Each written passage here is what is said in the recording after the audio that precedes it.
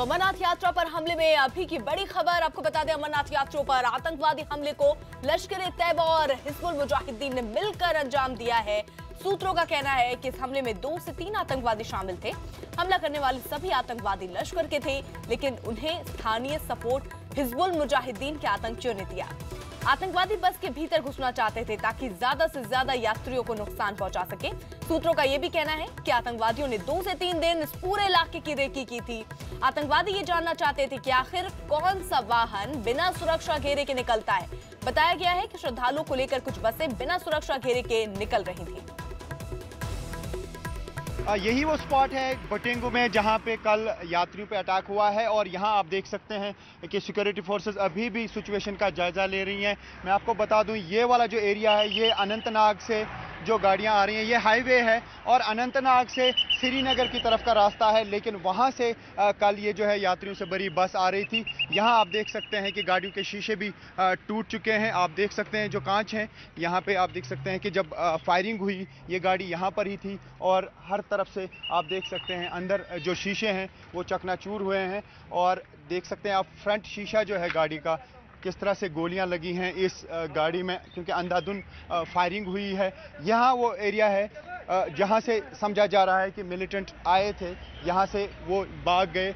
यहाँ आप देख सकते हैं हर तरफ से अभी भी सिक्योरिटी फोर्सेस के लोग आ रहे हैं और हालात का यहाँ पे जायज़ा ले रहे हैं। आईजीपी सीआरपी भी यहाँ पे थे, उनके जो भी डीआईजी हैं वो यहाँ पे थे और साथ ही पुलिस के भी डीआईजी यहाँ पे हैं जो साउथ कश्मीर के हैं, वो भी अभी हालात का जायज़ा ले रहे हैं। आप देख सकते हैं किस तरह से सिक्योरिटी के अरेंजमेंट्स यहाँ पे किए गए हैं पूरे हाईवे में। और यही वो रास्ता है जो बालतल से वापस जब जम्मू की तरफ यात्री जाते हैं तो यही रास्ता इख्तियार करते हैं और शायद यहाँ से वो गाड़ी आ रही थी और जब यहाँ इस स्पॉट पे पहुँची, यही वो स्पॉट है जहाँ आप इन कैमरा पर्सन्स को देख रहे हैं और उसके फ़ौरन बाद जो फायरिंग यहाँ पे हुई उसमें अभी 7 यात्री जो है उनकी मौत हुई है और 19 यात्री घायल हुए हैं। बताया जा रहा है वो स्टेबल हैं। उन्हें अनंतनाग से चॉपर के जरिए शिफ्ट किया गया है श्रीनगर की तरफ। हमले के चश्मदीदों का क्या कहना है, आइए सुनते हैं। स्टेशन के बाजू में हम लोग जैसे टर्निंग, आगे भी गाड़ी नहीं था पीछे भी गाड़ी नहीं था, हमारा गाड़ी रोड के ऊपर एक गाड़ी चलता था तो उसके बीच में वो लोग फायरिंग करना चालू हो गया। फिर हमारा गाड़ी उधर से भगाया, कम से कम 2 किलोमीटर 1.5 किलोमीटर जितना। ड्राइवर को किधर नहीं लगा, ड्राइवर भगवान की मेहरबानी कृपा से गाड़ी भगाया और भी भगाया गाड़ी, उसका कोशिश हो जितना भगाया गाड़ी। कहाँ से कहाँ जा रहे थे? अपना उधर से कौन सा लगता है बटेंगू, श्रीनगर जा रहे थे। श्रीनगर से आता था, हम लोग जाता था शिमला का साइड में वापस। अच्छा, आपने यात्रा की? अब हम लोग भगवान का दर्शन जी, कब दर्शन किया आपने? हम लोग कल दर्शन किया, उधर से दर्शन करके रास्ते में गाड़ी पंचर हो गया, टायर खुलवाया, 2 घंटा लग गया, वापस फिटिंग किया, वापस पंचर हो गया, वापस खुलवाया। फिर हुआ क्या? फिर उधर से आगे आके फिर फायरिंग करने लग गए वो लोग। कितने लोग मर गए, कितने लोग जख्मी हो गए? 7 जने मर गए, उसमें पैसेंजर 60 था जी। तो जख्मी कितने हैं? जख्मी है अपना, उसमें से आधा इधर उतार दिया रास्ते में, आधा उधर ले गए लेकिन ये बताइए जो मर गए, जो 7 जने मर गए वो कहाँ थे? देश के किस विभिन्न भागों से कहाँ से थे? अपना दमन में रहता एक तो जी, ऐसा गुजरात में सब जने, गुजरात महाराष्ट्र का था। आतंकी हमले में 60 साल की लक्ष्मीबेन की मौत हो गई। उनके परिवार से बात की विवेक गुप्ता ने। आपकी माताजी कब अमरनाथ यात्रा की निकली थी, कितने लोग साथ में गए थे? वो 2 लोग थे और 2 तारीख को निकले थे। जैसे कि वो जो जाते हैं उसका रसोई पानी जो करते हैं उसमें गई थी रसोई करने के लिए।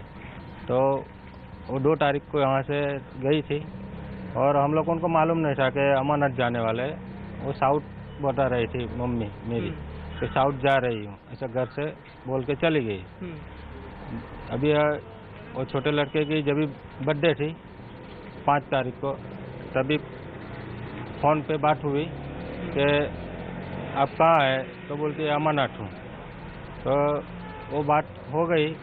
फिर उसके दूसरे दिन पे फिर वापस फ़ोन किया तो फ़ोन लग नहीं रहा है। तो हम लोग सोचा होगा कोई प्रॉब्लम होएगा, इसके लिए फ़ोन नहीं लग रहा है। उसके बाद में जब कल रात से चालू हो गया न्यूज़ देखने का कि उधर आतंकवादी हमला हुआ है। तो हम लोग टीवी से देखा, फिर 12:30 बजे 1 बजे व्हाट्सएप के ऊपर नाम आया, तो लिस्ट में मेरा मम्मी का भी नाम था। तो वही लिस्ट के हिसाब से हम लोग को आगे के कांटेक्ट किया। तो अभी ऐसा हो गया है, गोलीबार हुआ है, जो आदमी लेके गया है उसके साथ भी कांटेक्ट किया, तो वो बोलता है कि मैं नहीं गया हूँ, मेरा लड़का गया है। तो उसको भाई साइड खंभे पे गोली लगी है, 15-20 टाके आए हैं। बस उतनी बात हुई, बाद में उसने फ़ोन बंद कर दिया। उसके बाद में अभी पूरी डिटेल मेरे को नहीं मिली है। अभी सुबह मालूम पड़ा है कि अभी तुम्हारी मम्मी पूरी तरह डेथ हो गई है, अभी व्हाट्सएप से आया है। हमको तो कोई सूचना नहीं मिली थी। ज्यादा जानकारी के साथ हमारे सहयोगी श्रीनगर से रिफत अब्दुल्ला और दिल्ली में गृह मंत्रालय से अमित पांडे हमारे साथ जुड़ चुके हैं। रुख मैं रिफत का करना चाहूंगी। रिफत, क्या ऐसे भी नियम कानून है वहां पर कि 7 बजे के बाद जो यात्री बस है वो हाईवे पर नहीं जाएंगी?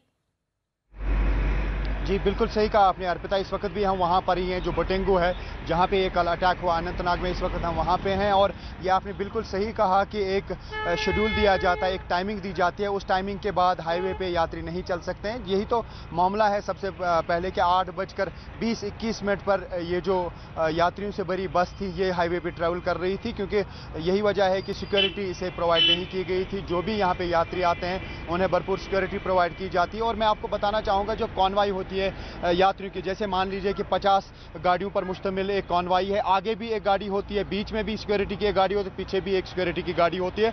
और जो रोड्स पे जो सिक्योरिटी फोर्सेस होते हैं, चाहे बीएसएफ कहीं पे हो, सीआरपीएफ हो, पुलिस हो या फौज हो, हर जगह पे सिक्योरिटी फोर्सेस को तैनात रखा जाता है। लेकिन कल वाले मामले में यही हुआ कि ये जो यात्री थे ये बताया जा रहा है कि अनरजिस्टर्ड थे और अपनी मर्जी से श्रीनगर से अब वापस जा रहे थे। हालांकि ये दर्शन करके आए थे, बालतल से श्रीनगर आए थे, अब श्रीनगर से जो है वापस जा रहे थे। यही वजह है कि जो पुलिस ने पहले प्रेस नोट जारी किया उसमें उन्होंने कहा कि ये टूरिस्ट्स हैं और उन्होंने ये कहा कि ये बस जो है आगे जम्मू की तरफ शायद जा रही थी, लेकिन आगे शायद इसको नहीं छोड़ते क्योंकि जवाहर टनल जो है, टनल पहले ही बंद होती है और आगे बढ़ने की किसी को बाद में शाम को इजाज़त नहीं दी जाती क्योंकि सिक्योरिटी का एक कंसर्न रहता है। तो यही चीज़ें अब सामने आएंगी चूँकि गुजरात जो है पहुँच जाएंगे, ये जो इंजर्ड हैं या जो डेड बॉडीज़ हैं उनके शव भी पहुँचाए जाएंगे गुजरात। एक स्पेशल एरोप्लेन का इंतजाम किया गया है जिसके जरिए ऐसी सूरत हाल सामने आ रहे हैं जो सवाल खड़े कर रहे हैं, चाहे वो श्राइन बोर्ड रजिस्टर्ड की बस ना होना हो, साथ ही साथ वहां पर 7 बजे के बाद हाईवे पर यात्री बस नहीं जा सकती थी, अलर्ट भी दिया गया, उसके बाद भी एक बड़ी चूक। इसके बाद बैठकों का दौर अब जारी है, आज बैठक होने वाला है, तो क्या इन मुद्दों पर आज बातचीत होगी?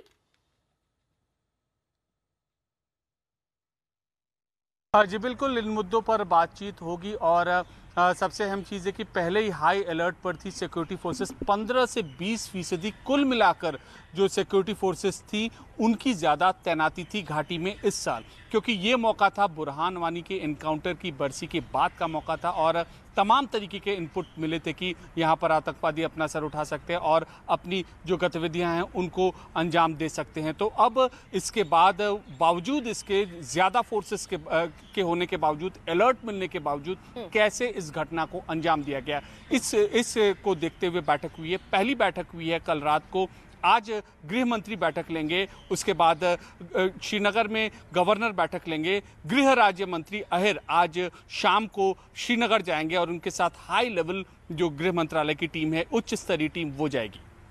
शुक्रिया अमित।